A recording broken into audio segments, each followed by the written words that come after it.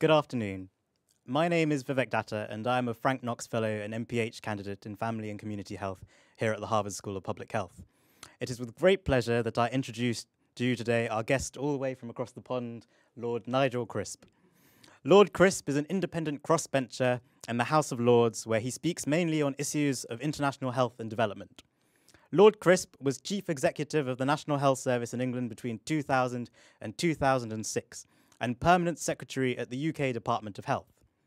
The National Health Service is the largest health organisation in the world, and it is an organisation that I know well, both as a patient and as a physician. During his tenure, Lord Crisp oversaw some of the most ambitious changes to the NHS since its inception in 1948, as well as seeing public satisfaction with the health service double in this period. He describes this and other successes and failures of these reforms in his most recent offering, 24 Hours to Save the NHS. His earlier book, Turning the World Upside Down, The Search for Global Health in the 21st Century, takes further the idea about mutual learning between rich and poor countries that he developed in his 2007 report for the Prime Minister, Global Health Partnerships. Lord Crisp chairs Sightsavers International and is a senior fellow at the Institute for Healthcare Improvement, a distinguished visiting fellow here at the Harvard School of Public Health, an honorary professor at the London School of Hygiene and Tropical Medicine, and an honorary fellow of St John's College, Cambridge. Please join me in welcoming Lord Nigel Crisp. Now we will turn over to Professor Lehman. Thank you, Vivek, for that lovely introduction. And that, I think, gives you a sense of the span of work, the thoughtful engagement, and the serious, committed leadership that Lord Crisp has evinced in his career to date. I know there are many things that lie ahead for him to be doing on our behalf, but he has taken this time to come and talk with us about his life and work in domestic international healthcare and his insights about these experiences, particularly since his life and work has, as we've just heard, been primarily as a very senior leader, a chief executive, a major visionary and strategist on some of the most complex topics that we are studying here at the School of Public Health and that the world faces and actually needs to resolve in the next century, the one we are now in. The questions I would begin to pose for Lord Crisp are ones that you almost immediately will have at the top of your mind as well. And I will invite you in the course of this time to ask questions yourself, which I think he will find particularly engaging. But if I could begin, Lord Crisp, by acknowledging that you have many things you might wish to say about leadership. And I will be asking you in the course of this time about the various ways you have learned leadership in the life you have chosen. I would begin with the National Health Service, since that is a topic that we study. It is very complicated. We respect it greatly from this side of the pond. We are aware that the United States is struggling with all the issues that the NHS has struggled with and to some extent resolved with more clarity than we have to date. And yet it's also, even now, being battered by a range of criticism. And I think that it would be very helpful if you could explain to us why the urgency that Tony Blair had about the NHS in 2000 when he asked you to take this over. Why this urgency that there's 24 hours to save the NHS? Explain the title of this great new book. And then say, if you could, what it looked like in 2000 when you came to the helm of NHS. What did you see as the range of challenges that were actually now suddenly for you to address? Right. Shall I start off by doing that, and then I've got a few remarks about leadership and particularly about decision making. Shall I go on into talking about that? You can start either way you would like. Right. Well, let's start with the NHS and your NHS point. This book is called 24 Hours to Save the NHS, and the very simple reason for that is that on presumably April the 30th, 1997, Tony Blair, as a would-be Prime Minister, said to the British public, you've got 24 hours to save the NHS. You can vote Labour and save the NHS, or you can vote Conservative and it'll carry on disappearing. And well, I'm an independent member of the House of Lords. I'm not a politician, but it's certainly true that by the late 90s, the NHS was in pretty near, it felt like terminal decline. Really interesting. You can trace us against France. We tend to compare ourselves with France in lots of ways. And we were spending the same amount 20 years before that. By then, we were spending 6.7% of GDP. They were spending about 9.5% of GDP. And you could see the sort of attrition that was taking the NHS down to a point where it was, dreadful waiting lists. If a colleague here had worked in A&E in 1997, you'd have often found it like a battlefield. It was a really difficult position. And it was at that point that, and I'm going to come on to this in talking about decision making, that Blair and the Labour government made a big bet. They actually invested very heavily in the NHS, and they made it one of the cornerstone issues for their government and their government's success. So it was a really significant moment. And my very simple picture of it is, I think between 2000 and about 2009, we saved the NHS. We got it back on track. But it's not sustainable. The second half is still to come. And the second half of what the NHS needs to do, unfortunately, the current government isn't doing. But what it needs to do is to make that shift from a hospital and doctor-based service to a community and people-based service, in response to the change in epidemiology, which everyone in this room knows better than I do. It needs another big shift, and that's yet to come. That's the next instalment. Let me talk a bit about leadership and decision-making and sort of unpack some of that, because I think that's the theme of your event here. First thing I wanted to say, in talking about decision-making, of course, when you're the leader, of course, decision-making is important, but actually you need to get other people to make decisions. And I have seen many people failing because they draw all the decisions up to the top.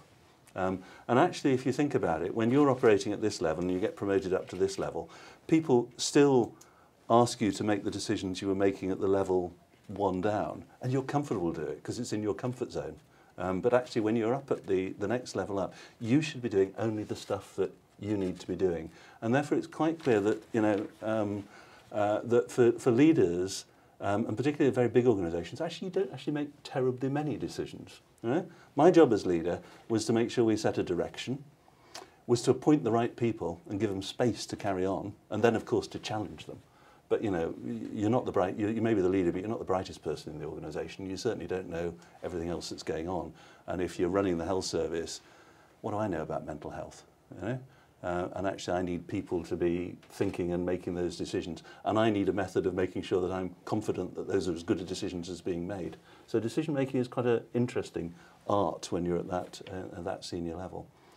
Let me give you two examples from my time as a chief executive of a hospital, and then let me move into the political arena. Does that seem like a fair way to go?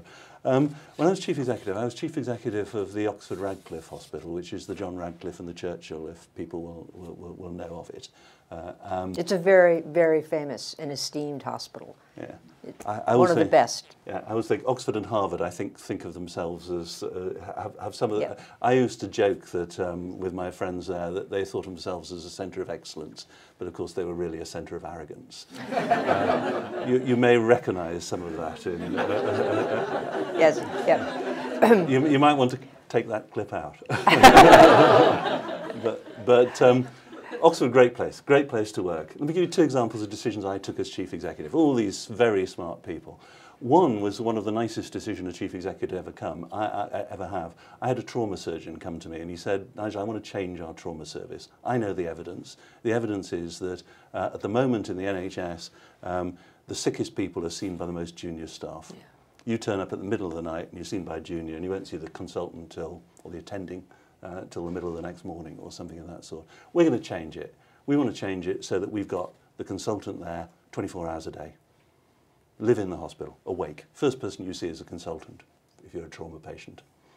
And I said, okay, Keith. And he came to me with this whole plan. And my decision was to back him, was to actually test him out and to back him and then to give him air cover, if that makes sense. Because actually the other doctors in the hospital hated it. You know, the trauma surgeons wanted to do this, but all the other doctors said, so is this the thin end of the wedge? Are you going to make us be in the hospital 24 hours a day? Also had some really interesting knock-on effects, because the agreement was that they were in hospital for 24 hours and then they weren't allowed back in the hospital for the next 24 hours because they'd be dangerous, wouldn't they? Or potentially so. And the consequence of that, of course, is that continuity of care passed to the nurses. So the only people who could discharge from the wards and trauma wards in the JR were nurses. Again, powers that be didn't like that. So you can imagine the sort of decision-making role for me was backing that and actually seeing where the fight was going to come from. Now, why did you know that was the right decision? Well, I think it was interesting. One of the decisions, and I was going to go through a few different sorts of decisions, but this was one of those decisions where the evidence was very clear. You know, I think if you'd asked any doctor around to look at the evidence, they would have said the golden hour, the first hour for trauma is really serious and significant. It was well established, but nobody did it. Don't know how well you do it in the US, but actually in the UK, basically we still had the process that actually if you turned up in the middle of the night, you saw the junior person. You know? So the evidence was very clear there. And the other thing that was right for me is that he was going to deal with it himself. You know? He was a leader who was going to make it happen. Right? How many years into your tenure did this proposal come up? 2 weeks. And how well did you know Keith? I met him. So there's something instinctive about how you assess people. There is. You can know a good proposal, but I have to say, I also went and rang up the Regis professor, who's the top professor, a man called David Weatherall, for some of my name. Said, this bloke, Keith, is he any good? You know, so you did get some cross-references. Let me tell you another story, though, about that hospital before we get on to the politics, which is that about a year later, a GP came and saw me, and she got breast cancer, and she said, Nigel, you run an awful service in this hospital. Absolutely awful. Do you know what you do with women with breast cancer? You put them in with all the other general surgery patients, and they're there distressed for surgery, and they're stuck in with people who've got, you know, hernias and completely different sort of stuff. You should be taking them out of that. So I listened to that, and it was a powerful and emotive argument, and I took it to the surgeons and the others, and the nurses said, yeah, of course, she's absolutely right. And the surgeon said, well, that'd be impossible, really, because actually, you know, we've got our operating schedules, and we can't do it, you know, it won't work. And the nurses I then ended up working with, and this was an example where I actually had to put my foot down, where the nurses and people actually pointed out that you could actually go into the operation in the Churchill Hospital as opposed to the JR Hospital, which is half a mile away. And people didn't particularly want to do that because it did involve moving across. But the surgeons and all took the view that actually, okay, maybe we should do that, all except for one individual. And in the end, I had to have him in my office and say, actually, we're going to do this, and you're either on board or you're off board. And what was interesting there is that actually I got away with that because of passive resistance rather than active resistance. People knew that was the right decision, and therefore it was acceptable for me as a manager to be taking that strong line and pushing it. Because there's an issue here about context, isn't it? And in healthcare, there are so many powerful people. You know, decisions aren't clean cut as they are in some other places. You've got to take people with me. So on the one example, I had these clinicians leading the way and wanting to make the change happen, and I had to provide air cover. And on this other one, I had to make the decisions and push it, and I wasn't opposed. And that was a really interesting point. And they're two very different sorts of decisions, but they're both the sort of decisions that I guess quite a lot of people in managerial jobs where you've got many stakeholders and many powerful people have to make it work. You must have seen that on an extraordinarily larger scale when you came in to lead the NHS, that is passive resistance or a clinician leader. I mean, did that pattern Well, it got much more complicated because, you know, as we've already said in that first bit, the context and power are very important. You know, just because you're labelled chief executive, it doesn't mean to say you're powerful. You know, don't be misled by titles. You've actually got to work out where the power is and how you use it. And of course, in government, you've then got politics at a major scale, and this was serious, heavy politics. As I've already said, Mr. Blair had taken a bet on improving the NHS. They created a plan. I was appointed as chief executive to deliver it. I saw him every fortnight to see how it was going on. And of course, I wasn't a politician, but there were plenty of people who wanted me to fail. I was into that political arena. I'm not like a political appointment as you have in the US. And of course, I was also sucked into occasionally those inside government rows. And in the NHS, of course, that would be typically, and I'm not giving away any state secrets when I say number 10 in the person of Tony Blair and number 11 in the person of Gordon Brown, were not always seeing eye to eye. Interestingly, in health terms, Tony Blair was interested in what patients wanted, and Gordon Brown was interested in public health. And he was interested in child benefit and how you pull people out of poverty. And Tony Blair was interested in how you improve services and reduce waiting times. Mm-hmm. So we were in that sort of context. So let me if this is going in the right direction. It is indeed. Let me give you three quick illustrations of things. There are decisions where I had to go along with, which I didn't think were necessarily the right ones, but you'd make a trade-off, you know? You're not convinced this is the right way to go, but actually you probably have to do it. Mm-hmm. There were decisions I made where I had to persuade the politicians to be with me, and there were decisions where we made jointly, and where in a sense I think we had to create a sort of framework for making those decisions.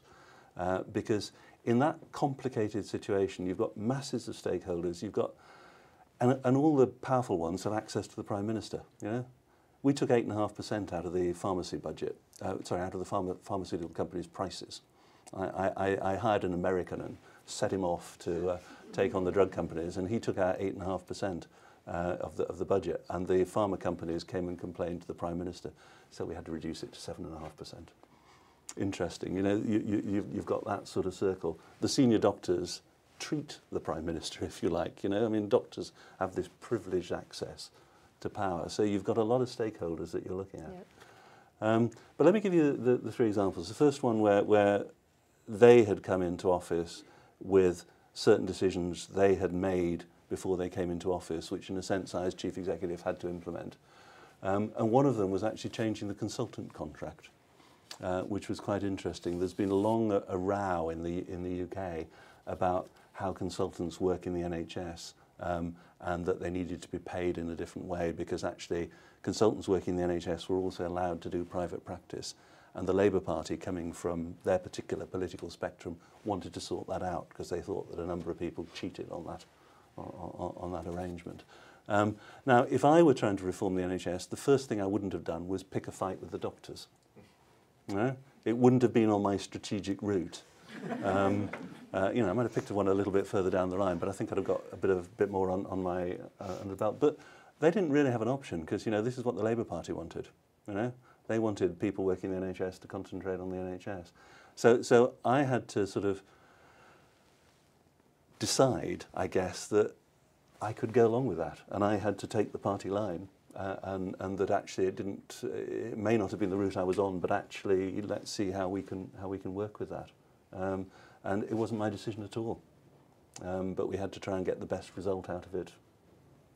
Did you make it clear to when you were speaking with the consultants that it wasn't really your decision, that it was one that you were taking on manfully, shall we say?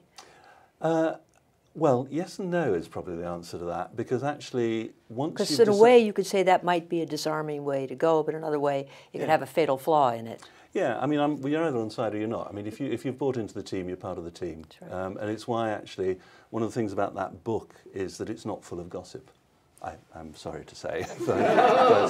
and indeed, I've had it criticised in the UK for it not being full of gossip. But, you know, gossip is ephemeral and so on. But actually, I bought in. So I'm saying to the doctors, this is what we're doing. You know, I'm not saying I disagree with it, but by the way, I've been told I've got to do it.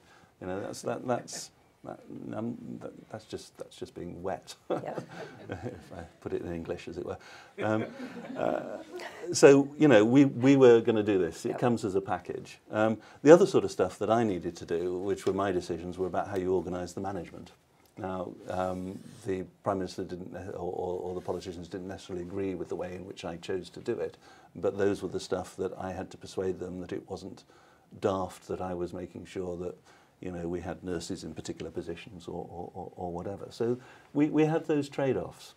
But I think the most interesting position is that we had to find ways to make strategic decisions that were robust and good. And let me tell you about a particular strategic decision, which is that we were putting more money into the NHS. We were doing lots of good things, and the NHS. In any big change, it takes about 2 years before you start to see anything happen.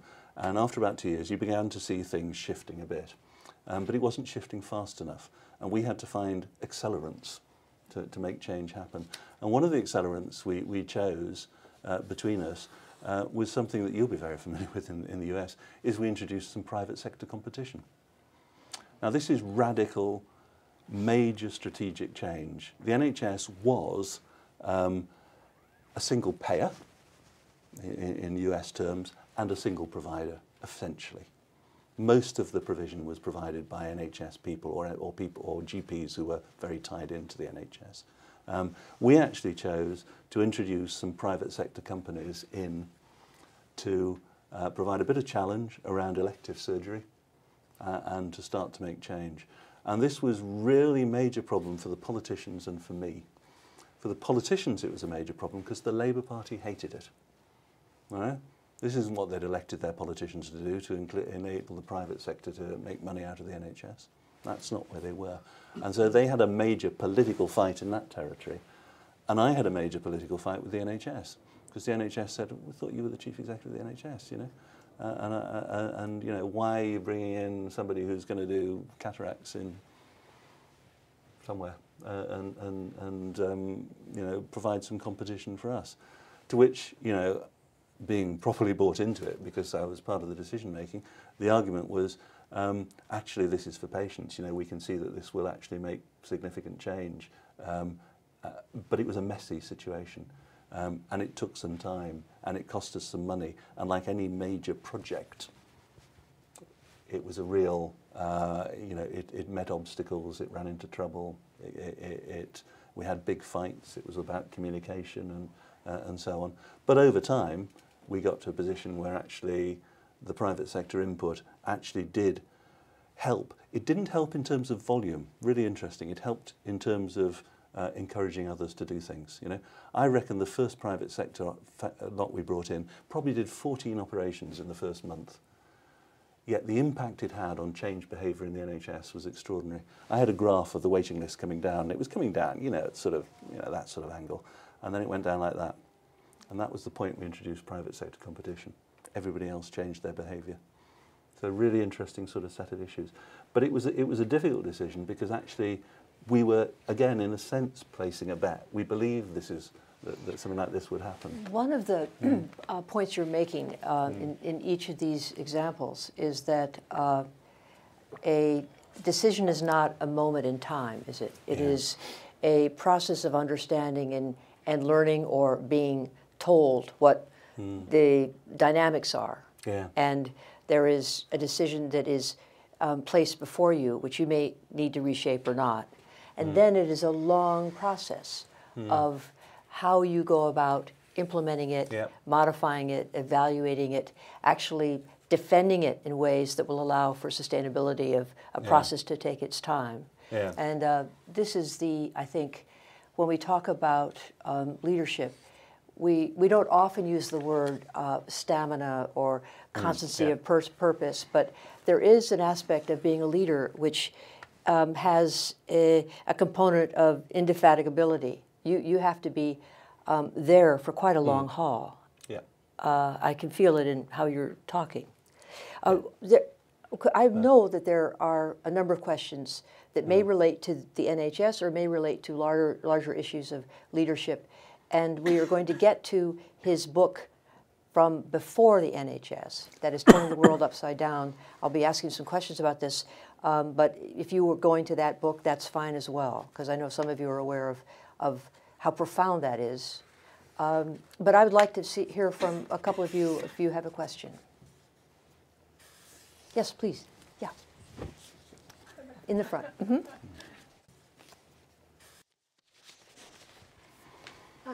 My name is Christina Papernik, and I am a second-year master's student in the Health Policy and Management program. And a lot of our time we spend talking about how to make policy politically viable, which, as you all know, is a big problem in the U.S. And I was wondering if you could tell us a little bit more about the NHS historically and how it became the type of institution that it is today. Yeah. So could you, when you say how to make policy politically viable, you mean why was the NHS even accepted when it first came into being? What was the political context there? And then probably, if I hear where you're heading, you're wondering about the bump about privatization that Lord Crisp introduced. And now the third part of your question, I think, is that there's a very big bump going on now. And you touched on it when you just started in terms of the new emphasis. So there's sort of three places. Okay. You may have four in your head, but yeah. Okay. I mean, without getting into yeah. a great deal of history, the NHS came out of the war. You look at Africa, you look at India, you look at China today, and people are in the same sort of point where actually it's about nation building, you know. And it was very much for us.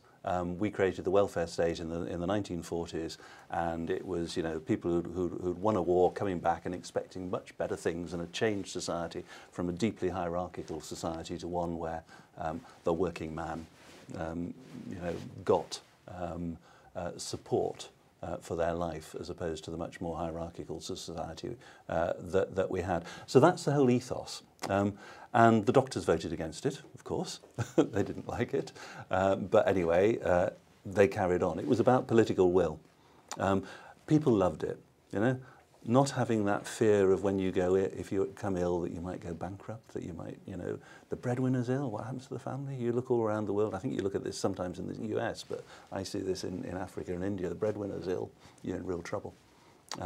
And relieving people of that pressure. So that's where it came from.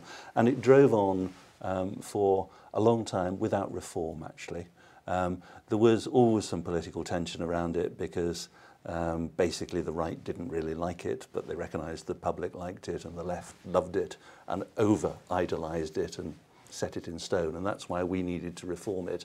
And we got to that point where actually, much as we all loved the NHS, my Secretary of State at the time, it was the second one. Another interesting point about politics, I had 3 Secretary of State, 3 bosses, health bosses in 6 years. Because you know the permanent secretary is this chief civil servant, so the political appointee is above him. Yeah, so there's a political appointment who's in the cabinet, and then there's the chief civil servant, but I also happen to be the chief of the NHS as well, the two jobs combined. But my second Secretary of State, John Reid, had a wonderful expression. He said, in 1948, you know, you could have any colour of car you wanted as long as it was black. You know, the famous saying. And that was great then. But by 1998, that wasn't any good. You need to choose your colour. You need to choose, you know, the shape of the ashtrays. You know, and that's the same with health. And his point was that we created an NHS which was any colour but black in 1948, and it didn't change enough. So you really need to change it and to get into mass consumerisation or whatever the jargon is. And that's where introducing the private sector helped us to sort of shift that, to break down some of our mindset. And it was very tough, and it was very brave of the politicians. You know, it was a relatively easy decision for me. In fact, I'd got into trouble the year before by suggesting it, and my Secretary of State criticised me in public for suggesting it. But in fact, we did it a year later, and so it was a tough political fight. But actually, I think it's less of an issue now.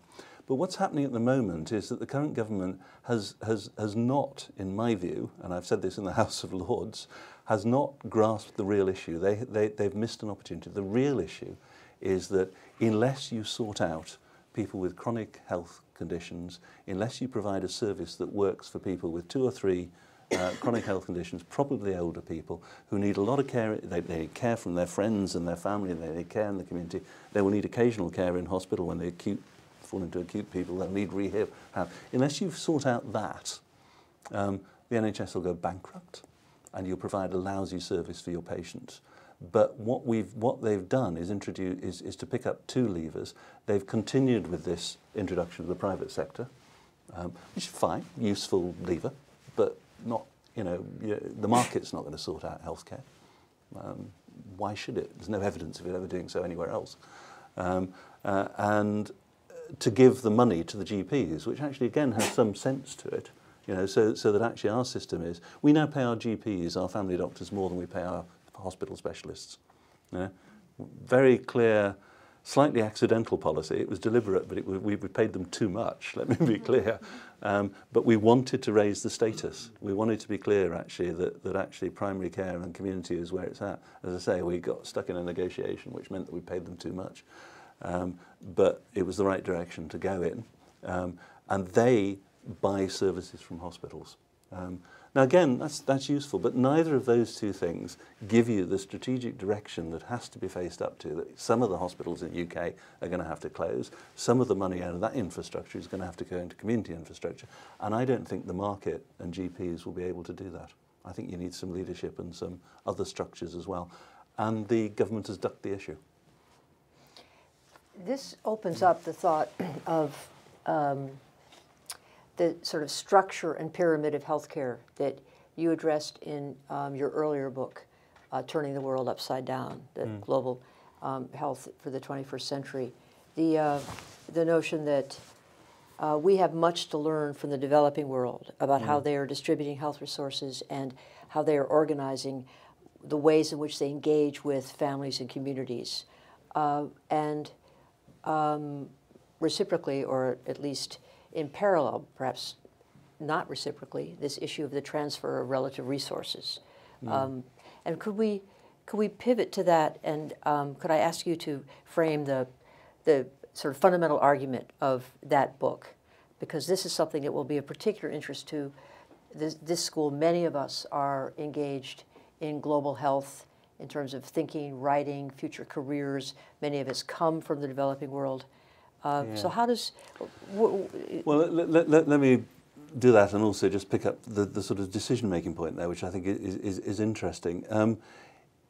The basic premise of the book is that there's a lot the rich world can learn from the poor world, if I use terribly loose language, and that actually, if you can get the innovation and the excitement and the knowledge from both or every part of the world linked together, then you can actually make some really good changes. I mean, we in Europe and North America and in the West have got fantastic science, have got fantastic training, have got fantastic, use of technology, whole lot of stuff that you really want. But actually, if you look at some of the communities that I've been with, whether in Bangladesh or in India or in Africa, you can also see that they are much better than we are at engaging the community in healthcare and activating the community to do things, partly because there isn't anything there.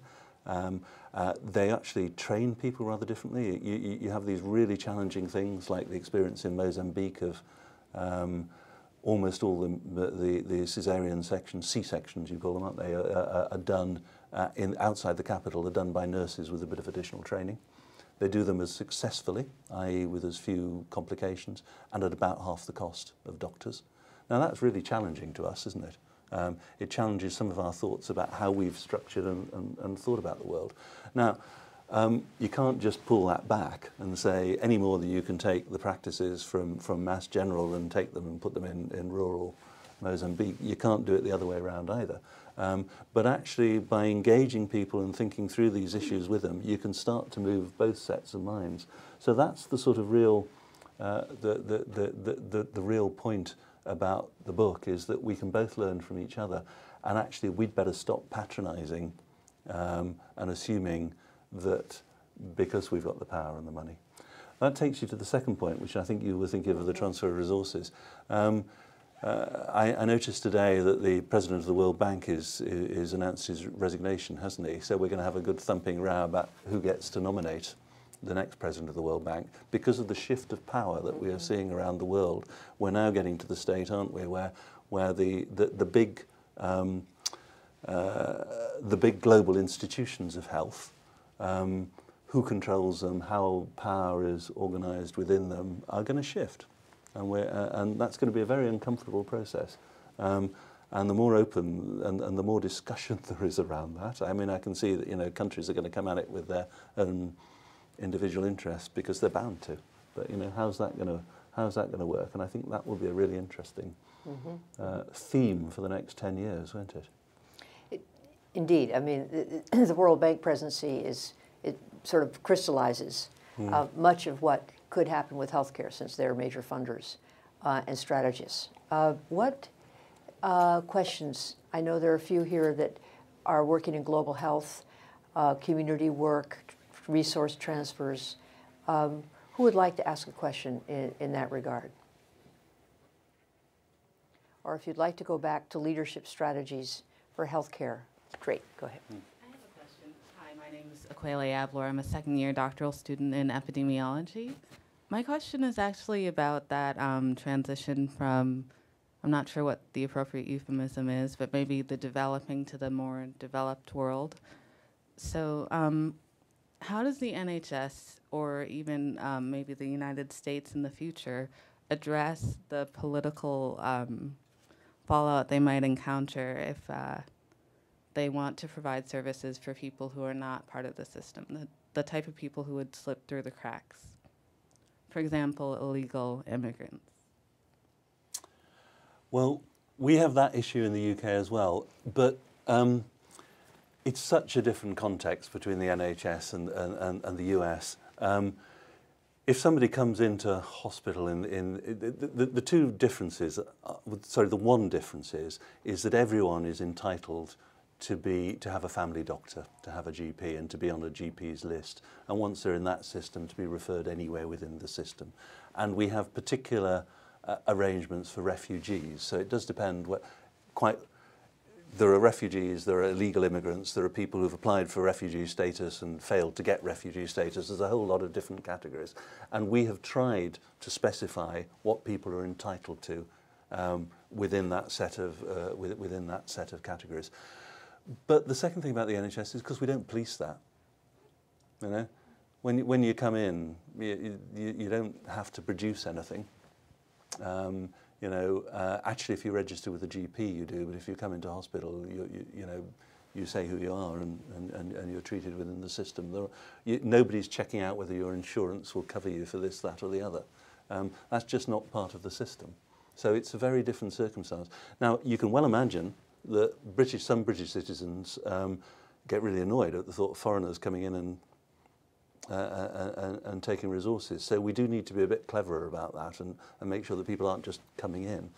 But I did observe in my time in the NHS that our mental hospitals had an awful lot of victims of torture in them. Our mental health services had an awful lot of people coming in from Africa and elsewhere. A disproportionate amount. But actually, in a way, I think the people in the NHS felt that was fair enough. You know, it's a different sort of ethos. People didn't have to sort of make money out of it in quite or account for it in quite the same sort of way. Now, I think that's all tightening up, but that's the broad UK position of constantly sort of trying to maintain a position of being as open as possible to the world, but actually also saying, you know, we do have to have some categories of people. And I couldn't answer on the US. I have no idea how you handle that within that context. But it's a big political argument, you know, because people will actually raise this. They'll say, all those people who come here. And then you look at the numbers, and in terms of the numbers, we spend $160 billion a year. Big organisation. In terms of the numbers and the amounts, it's actually fairly small numbers within that. It's not quite a rounding error, but it's that sort of territory. Yes, please.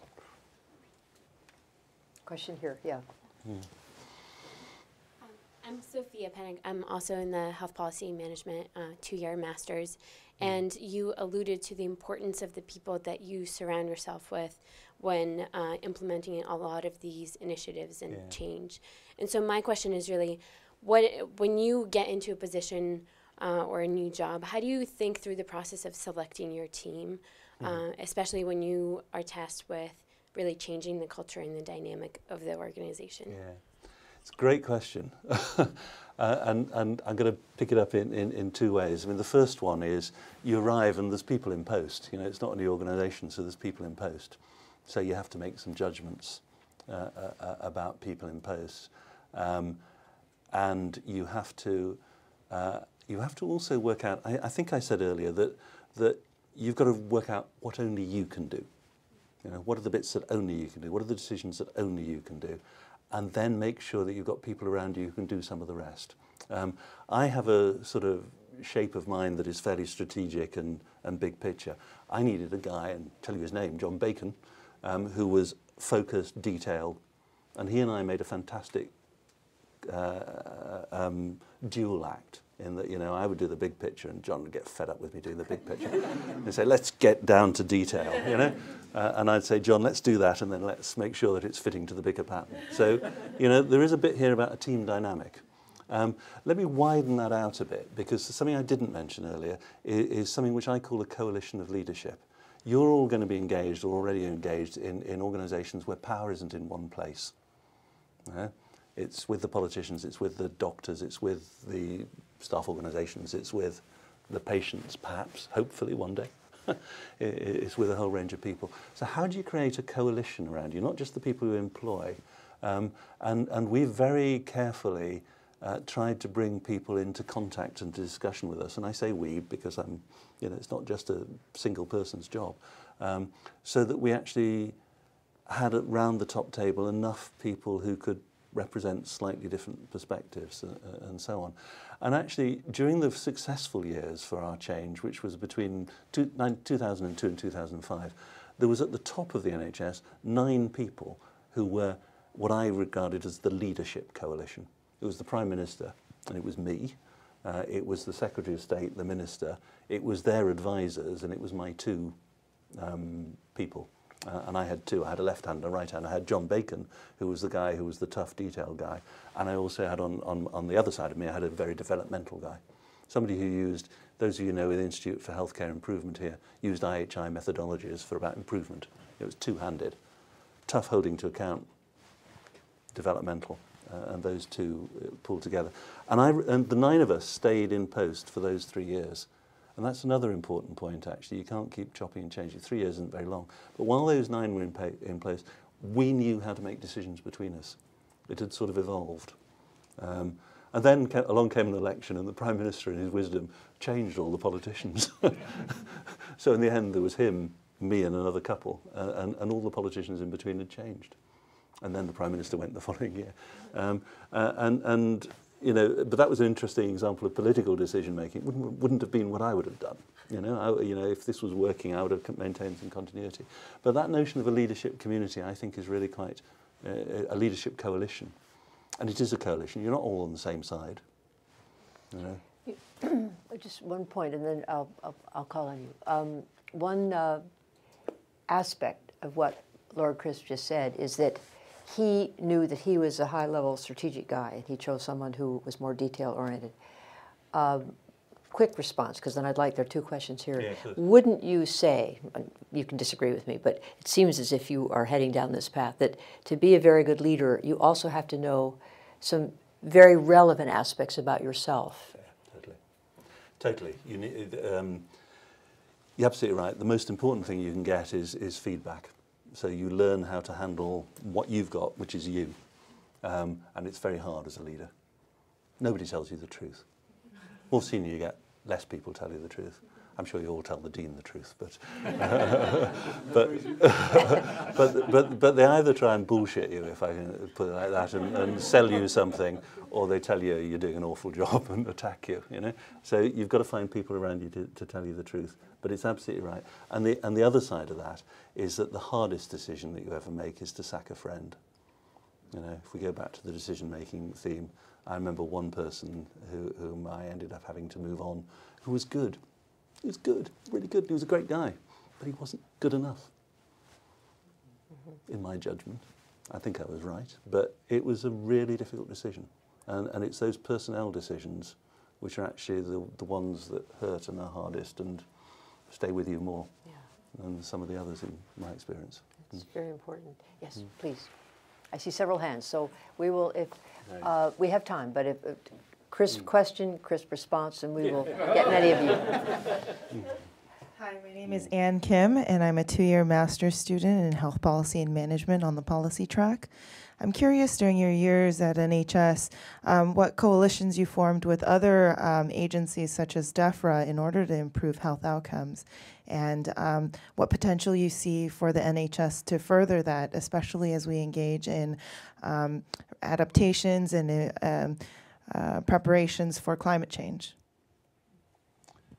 Do you want to take the questions and then, or shall I answer it quickly? I can't see how you're going to answer that one very quickly. So that, but that's a very good question. So, with climate change coming in at the end, so that's the focus of this. Okay. Yes, sir. My name is Nathan Panwani, and I'm a MPH student in healthcare policy and management. You mentioned a coalition of leaders, and you mentioned the Prime Minister, and I'm reading Tony Blair's autobiography, and he talks about how he was he represents the third way approach to politics, moved his Labour Party away from its hard left roots towards the center. And in some ways, David Cameron is now doing a lot of the same tactics with his Conservative Party, moving that to the center. And how do you think that third way approach to politics is going to influence British healthcare policy into the future? Let's not ask for a third question at the moment, because those are both fairly substantial. I'll give you a crisp answer, shall I? Yes. Yeah. On the first one, the short answer is not enough. But we were engaged in trying to save the NHS, and to save the NHS, there was stuff that had to be done short term, and it was about sorting out our accident emergency department. It was sorting out long waits. It was actually improving survival rates from cancer and coronary heart disease. We had then what I called the waiting list dividend. Once we got the waiting list down, you could then concentrate a bit more on some of the longer term, and that's what we should be doing now. And to the current government's credit, they are actually trying to do some of that. They are actually trying to recognise that, you know, if you're going to sort out obesity, you've got to do something about the food manufacturers. You know, climate change, the linkages, they've got quite some good things with climate change across government. You know, there's people responsible in each department for working with it. But it's a longer answer, but not enough in those days, but you've got to get to it. The other point about the politics, I think the point that you make about Blair taking on the old guard was the point about, you know, classic example of this was introducing the private sector into healthcare, absolutely classic. The centre ground, I mean, what the current government is arguing, and this is all, I mean, I suspect this is just this year or two. I don't know how important this will be as a sort of long-term consideration, but they're arguing that all they're doing with the current NHS is continuing what Mr. Blair did with the NHS in 2000. My argument is, in 2000, we were trying to deal with last century's problem. We need to be dealing with this century's problem, so they need to move on further than that. But on the political side, people will argue that you can only win British elections from the centre. So there will be some common ground. What we've got to do as health professionals is get into the heads of the politicians that long-term conditions, non-communicable diseases, community-based services as opposed to hospital services is what the future is, and that they shouldn't be afraid of it, and that actually the public are probably ahead of them. Public probably understand that better than I think the politicians, but they're terrified of closing hospitals. So are your politicians, I'm sure. Yes, no, this is a familiar theme, trenchantly said. There is a, yes, sir. Let's wait for a microphone, Gary. Yeah. Thank you. My name's Martin Reedy. I'm a first-year master's student in the Society of Human Development and Health program. I just had a question. I'm very familiar with Nigel Crisp's book, Half the Sky, and it kind of talks about a lot of the same issues you discuss in turning the world upside down.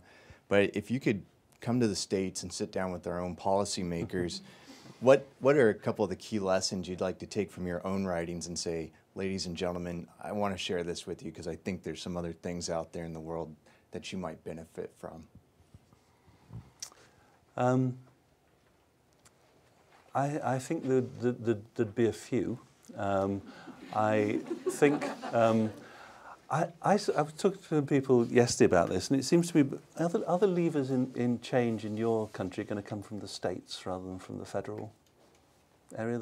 You know, I mean, I see some of your states actually making more significant change. That means it's going to be much more patchy, but maybe to give as much focus to states and people buying into their responsibility. I don't quite know how the federal and the state works on this, but I would have thought there was quite a strong leverage there. I would also think there was something about whom does it matter that your healthcare system isn't working? And one answer to that is the poor or poorer people, but actually they haven't got any power. They haven't got significant power, have they? So the other group to whom I think it matters is the payers, and I don't mean the insurers. I mean Ford Motor Company and Pepsi Cola and whoever else you have, Walmart and all the kind of people who actually end up paying for you. So I guess I would be saying who's got in place of what we had, which was the real political will, because we're quite centralised. We had political will. The Prime Minister could decide he was going to do this. He could appoint me. I could get on with it, and I could, you know, use a lot of straightforward power actually. And you can't do that in the States because that's not how you're structured and it's not how you're culturally structured. So who's got that interest to provide that sort of will? And I wonder whether it isn't some coalitions around some of those people and this notion of a coalition of people trying to change things, get people on side and get them moving. And they need to be people who have more power than I suspect the people who are disenfranchised in your country are. That would be just a couple of my observations. I'd also do something about your staffing structures, but that would be a more complex position. We all spend too much, don't we, in high staffing structures when actually we could get stuff done by people who were not trained to the same extent, and we could do them at better, the same levels of quality thanks to if you've got appropriate supervision and you've got new technology. You know, I think that's a very big one. But I wouldn't do that first. Well, I mean, but that links to the large global discussion about the health professionals for the 21st century. Yeah. I know you've done a lot of thinking about that. It is work that we're familiar with, and it would be very interesting to hear from you, both in the context you just said for the U.S., reforms in the NHS, and then also the developing world, what you think we collectively as a global health community should be aiming to introduce in terms of new kinds of paraprofessionals, stances we should be taking when we go overseas and work in other settings. As teachers in schools here, who should we be recruiting? What sorts of distribution of goods and skills do you think need to be sort of foregrounded as what we need to be helping the world accomplish? Well, first of all, supposing you were the new head of the World Bank. Let me first of all give a advertisement, or whatever is the right word, for your dean's work on this. As you will probably know, that your dean, together with Lincoln Chen, chaired a task force on a commission on professionals for the 21st century, of which I was privileged to be a member. And I think what that did was to sketch out the areas where change is already happening, because actually, interestingly, the change, some of the most dynamic change, isn't going to come from this country or from the UK. I mean, it's for all the reasons that we've just talked about. And that piece of work did try and identify where people were pushing the boundary out in all kinds of different ways and starting to shift it. I also think it did, if I just mention two other things from it that I think are very salient to the point here. The first one is that it talked about health professionals as being change agents. So you're not, because you've achieved the great status of being a consultant or attending cardiologist, the world hasn't stopped. And you know, it's not all set in stone, and you don't, you know, you just follow on where your predecessor was, and everyone does what they're told, and you carry on, rather in the way that it felt like it did in the NHS in 1980. But actually, your responsibility as a professional is to wield a team and to make change happen and to constantly be challenging and moving the boundary on. Am I getting this about right, Dean? The other thing that I think came out of that very interestingly is there's 1 million health professionals graduating every year in the world. Think what could be done with, you know, social networking methodologies, linking people together, if actually thinking about what that group of people, many of whom are, you know, eventually in this room, graduated in the last 4 or 5 years, what the changes you could make together. This is very big numbers of people and learning around the room. So I think there's an awful lot in that linkages of people that will actually make very significant change happen. That's optimistically. We need optimism, don't we? I mean, there's much in this room, but leaders need fundamentally a sense of optimism and a vision, which you have just sketched out. We have a short time, and I would very much like you to have the last word, however you would like to frame this in terms of your sense of your instruction to us about leadership, how you would address any group of students and young professionals who are heading out into healthcare, largely conceived. What's it been like for you at the head of so many important initiatives and making such important changes? Well, it's been both terrific and hard. You mentioned somewhere about the need for grit and determination and stamina, because it doesn't work first time, it doesn't work fourth time. You're making improvement one patient at a time. When we were bringing down the waiting lists, my chief executives knew that I wanted them to know which patients had been waiting longer and why they had been waiting longer. There's a bit of detail here which is actually really rather important. And you can be in these brilliant academic centres and you can design stuff that sounds wonderful. But actually when it hits reality, there's a big thing about just continuing, about stubbornness, about and about the biggest problem for chief executives, which is lack of self-confidence. You may not appreciate that, but any number of chief executives I've talked to have had crises of confidence, because you're the only one. And actually you don't have to be a chief executive of a socking big organisation to feel that. You just need to be a leader of a team that actually sometimes... and one of the things that I have learned and been very grateful for is to ask for help when I need it. Really important. When I was running the NHS, I had 600 organisations accounting to me, 600 chief execs. And I could see the ones that failed. The ones that failed is when things started to go wrong, they went into siege mentality. They hid in their office and they tried to think their way out of the box. The ones who succeeded, because everyone's got problems, because you can bet that there will be problems to pick up. The people who succeeded were very often the ones who, when faced with that problem, found somebody to work it through with. And I don't mean a buddy, I actually mean they went and found somebody who'd solved that problem. They said, actually, I don't know what the answer is, let's see if we can find it. And I think that's a very big thing which actually keeps you vibrant and alive.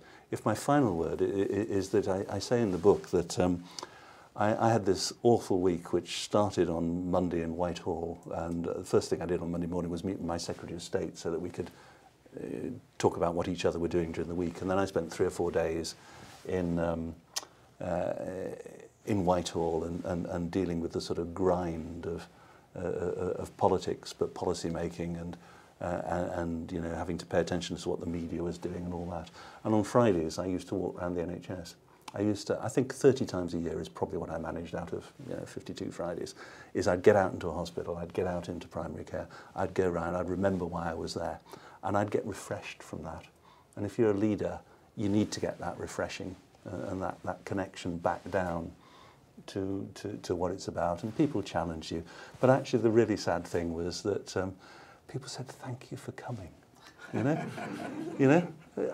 people will recognise that. You come along and you ask people what they're doing, and they tell you and so on, and you think, we're trying to make this thing better, and I know that part of the time it's making it harder for people as we make these changes, and they say, thank you for coming and talking to us. And it's a really humbling bit, but it's also, for me, it was my therapy. Frankly, it was what kept me going. And so I think there is a big bit, there'll be different sorts of leaders. There'll be different people who do it in different ways. But I think for many people, making sure that you don't think leadership is a one-person job, making sure that you're constantly learning and you're not going into shutdown mode, seems to me to be very important. When we're thinking about leaders for healthcare who are dealing with patients and professionals and then the general public, a leader who is not humane and generous and wise and steadfast will be identifiable quite quickly. And one who has the traits that we've seen today, is going to be renowned. Let's thank Lord Crisp.